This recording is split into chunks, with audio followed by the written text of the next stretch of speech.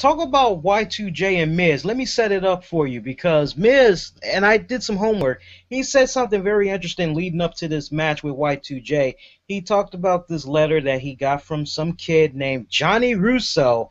And if you're following Vince Russo on Twitter, he had some very interesting things to say about that. He was like, hey, I need to call my lawyer. Yes, let's get those royalty checks coming in, all that good stuff. You know, I couldn't help but say to myself, well, wait a minute.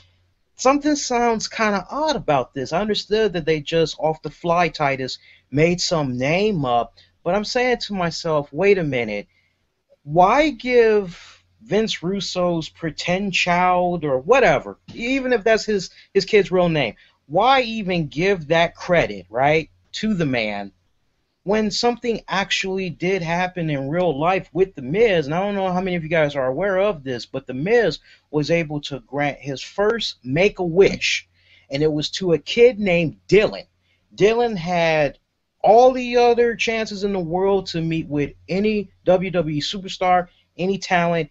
He chose The Miz. And at first, The Miz admitted that he wanted to stay in character. He really didn't want to do it. But then, you know, once he had heard, you know, basically it was a Make-A-Wish kid, you know, he kind of opened up. So, Titus, I can't help but say to myself, why didn't they go in that direction while still kind of having Miz play off the whole heel thing? Why make up a pretend Johnny Russo?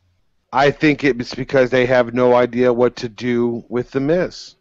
They're just, I mean, we had all of last year. One week he is bad-mouthing the crowd. The next week he's hosting Miz TV with the celebrity of the day and, you know, playing to the crowd. They don't know what to do with him. And part of that's Mike's fault. He's still playing the character The Miz that he invented back when he was on MTV Road Rules. He needs something else. And I'm going to tell you what I came up for with The Miz. I know how I would use him. Okay? We want to get Ric Flair involved. They've talked about packaging them. I'm a believer in reincarnating the Horsemen. Now follow me on this. All right. The J.J. Dillon character is obviously going to be Ric Flair. He's going to be the manager of the Horsemen. He's recreating them. The Miz is going to take on that more of a Flair role. He's flashy. He's a good talker. He needs to be a little bit, I think, when he dressed in the suits, he needs to wear the $10,000 suit, and, you know, he needs to play that Miz as opposed to this Hollywood Miz. I think then you can pull in a guy like Cesaro as the Arn Anderson enforcer character. You can bring in Ziggler as the Tully Blanchard playboy. We find him a baby doll himself, and he's a playboy Tully Blanchard of the Horsemen. And then you bring in the Barry Windham character, which is going to be Curtis Axel. You have the four Horsemen right there.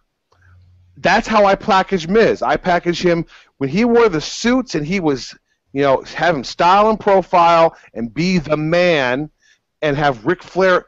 Having Ric Flair ride with you down the road is a bad thing if you drink, but it could be a good thing because he can teach you so much about how to be a heel, because Rick is one of the best heels that walked the planet. So it would be great for Miz.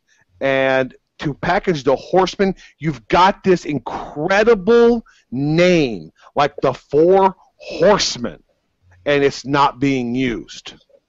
So I think you've got Rick. You want to do something with him. He's J.J. Dillon. He's the manager of the Four Horsemen now. He can pass that torch on to the next Horseman. That's what you do with The Miz. You don't do this Hollywood star, I'm the Marine. Who gives a crap about the Marine? The Marine was a decent movie when John Cena made it.